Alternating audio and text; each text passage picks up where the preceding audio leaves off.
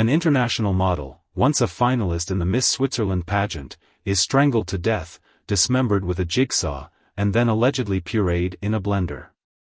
Prosecutors say they already know who did it, her husband. This is the story of 38-year-old Kristina Joksimovic and the case against her husband, the father of her 2 kids. Kristina's story takes us to Switzerland, where she lived and worked as a model and later as a coach.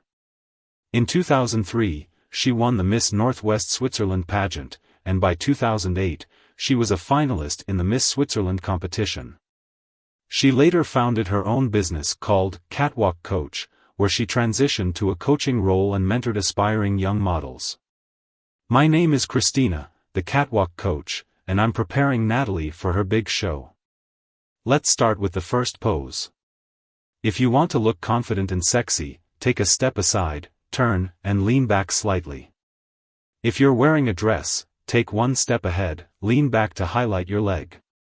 As her career took off, so too did her personal life. In 2017, Kristina got married.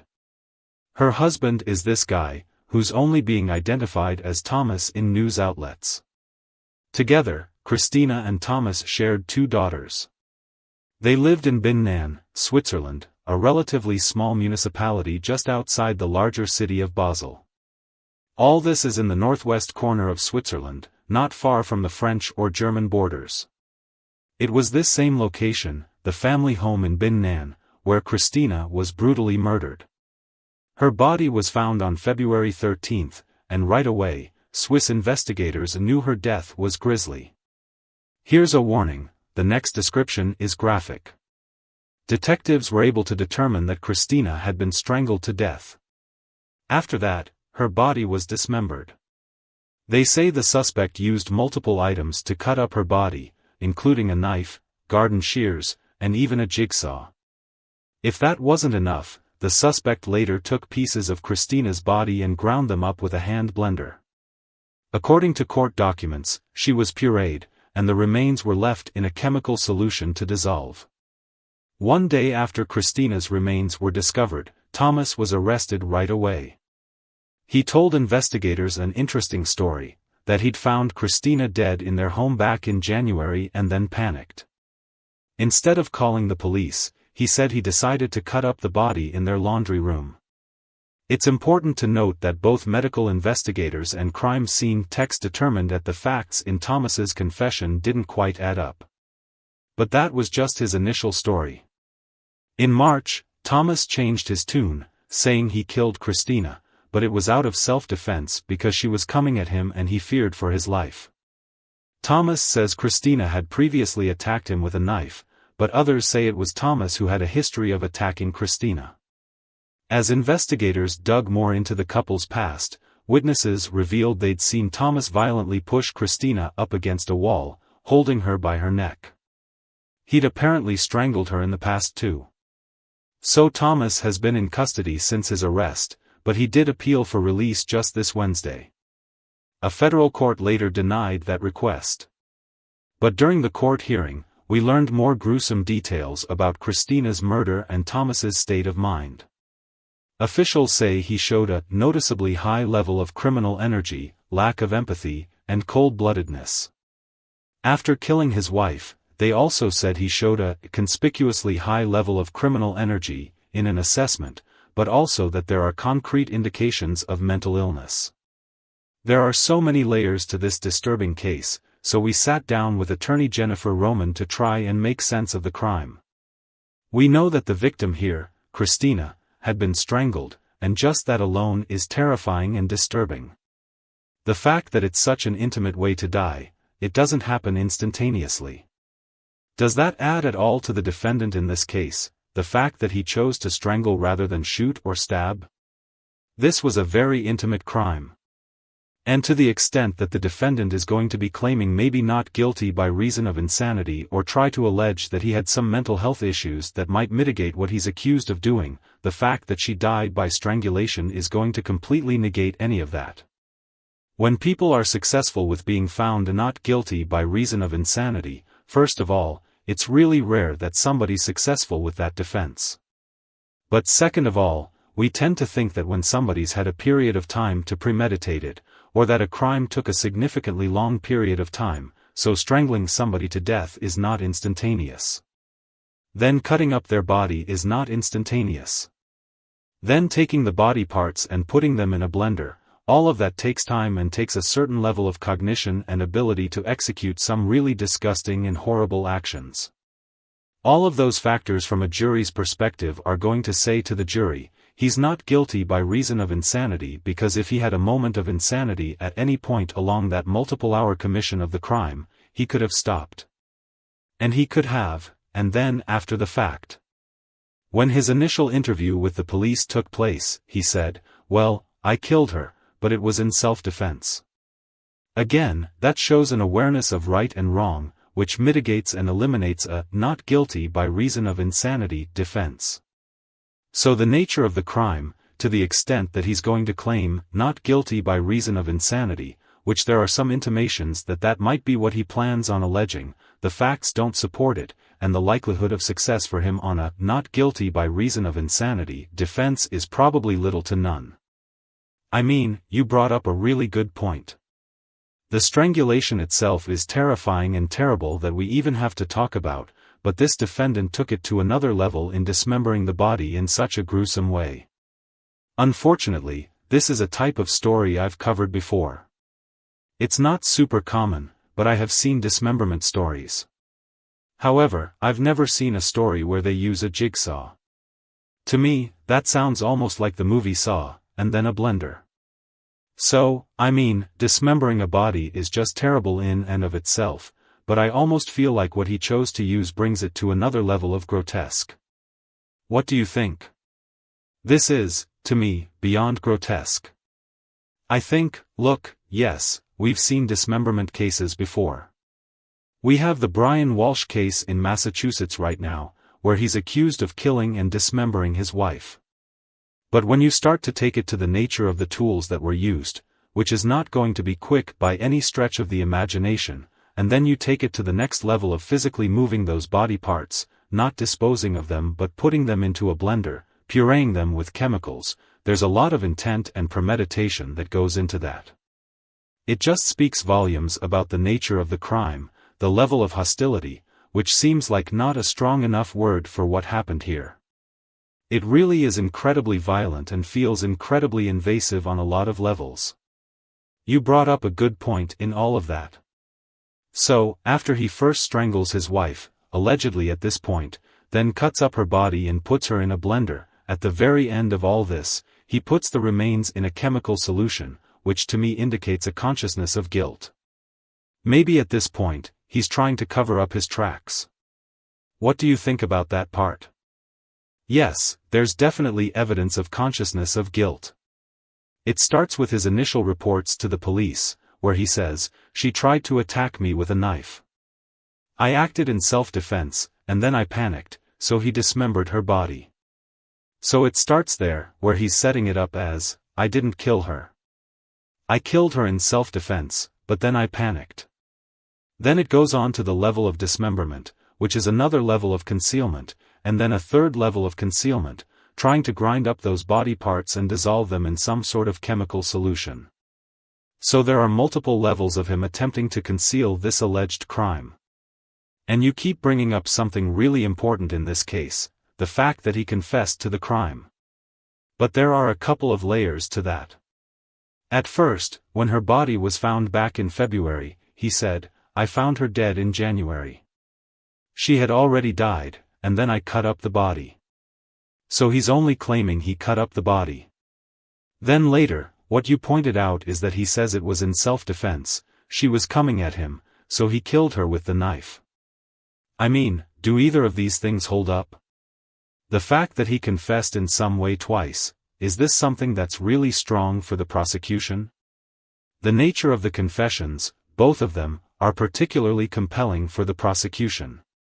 Now, assuming that they were obtained in a legal manner, and he was availed of his rights, the nature of the confessions themselves, either one of them, are compelling.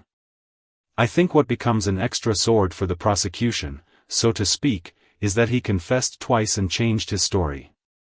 The changing of the story goes back to that idea of attempting to conceal a crime or a consciousness of guilt. Which, again, if there's an allegation of mental health issues with him that caused him to do this rather than being in his right mind, that's going to negate those claims by the defense as well. So, there are multiple ways that the prosecution can use these alleged confessions from him.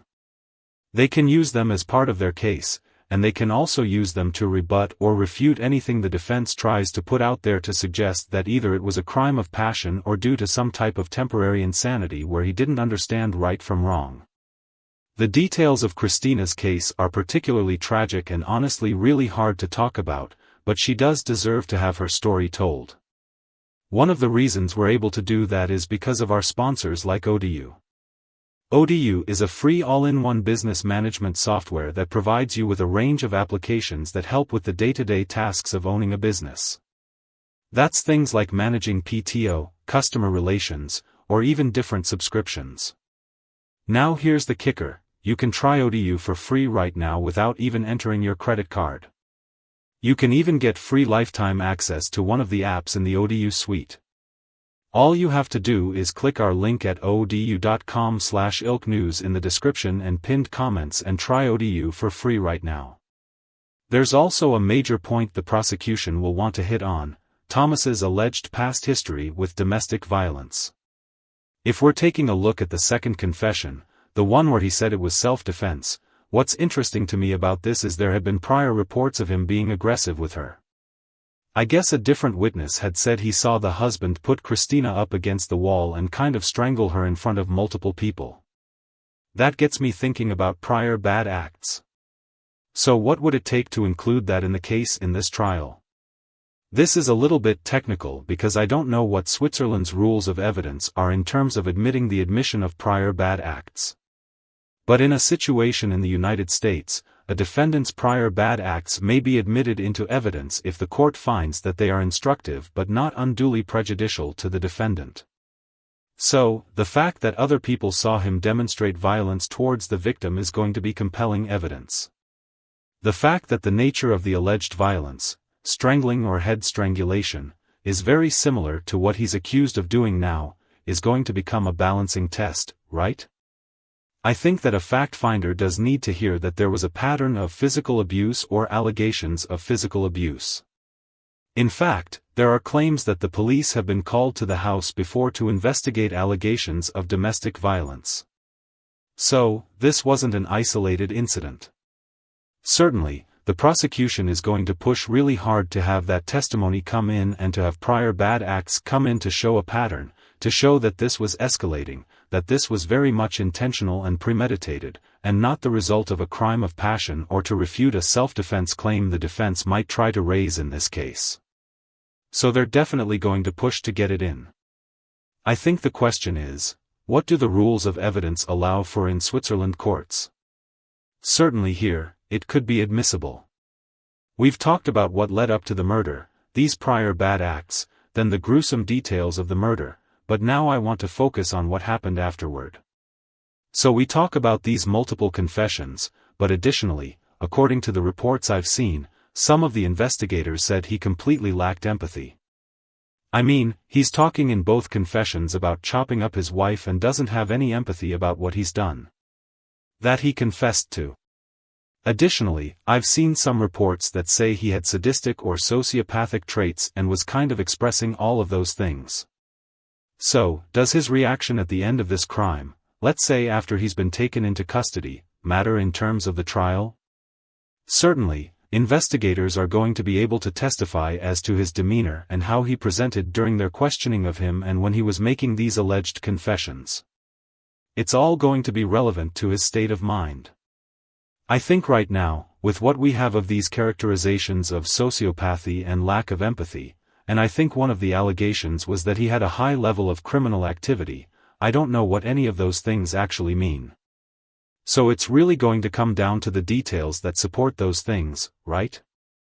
What was the defendant saying? How was he saying it?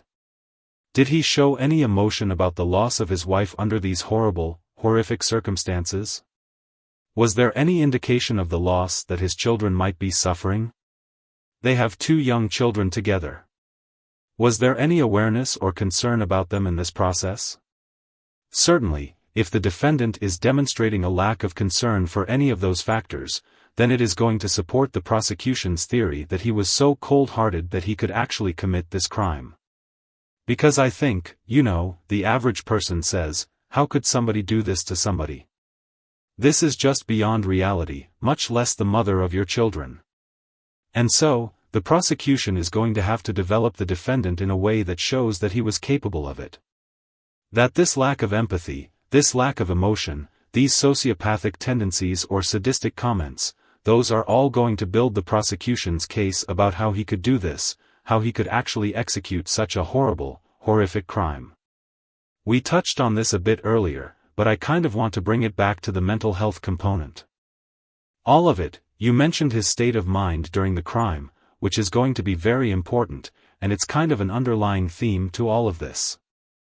I mean, this is not a natural crime by any stretch of the imagination, so automatically it gets us thinking, is this person meant ill, to have willingly committed these things?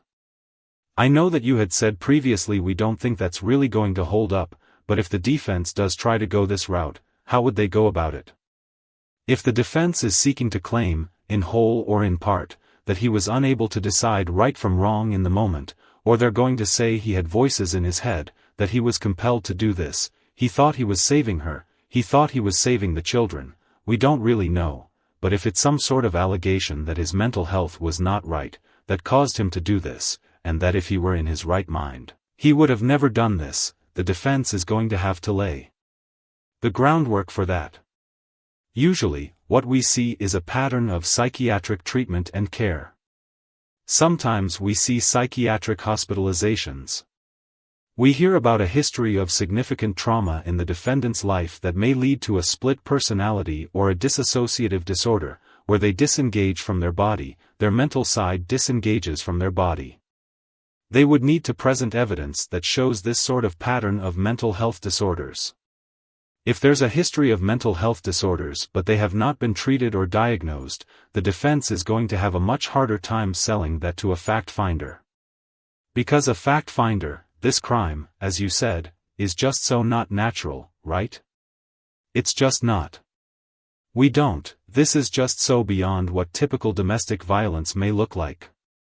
It's going to be really hard for the defense to say, oh, he snapped in the moment. Life just became too much for him, and he just snapped. That's not going to work.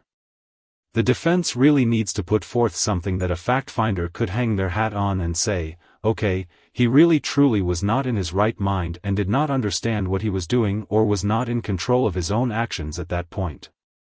That's a tall order under the best of circumstances. It's going to be, I think, virtually impossible for the defense to be successful on that kind of theory in this case with these facts. Now, this happened way back in February. He was arrested then, and that's around the time that investigators determined the murder happened. But the reason we're talking about this case today is because just this week, he had appealed for release, but that was denied. And I know there are differences between United States law and Switzerland law, but it did come down to a judge deciding whether to let him out or not, and that was denied. Do you think that was the right move? Absolutely. Absolutely. The nature of the crime, the charges against him are so significant, so horrific. I'm assuming the standard in Switzerland is similar to here. Is there a danger? Is there an existence of a danger factor to society, to other people around him? Is there a risk of flight? All of those factors are definitely present here, so absolutely the right decision to continue to hold him. The couple shared 2 daughters together, and right now it's unclear who gained custody of the children after Thomas's arrest.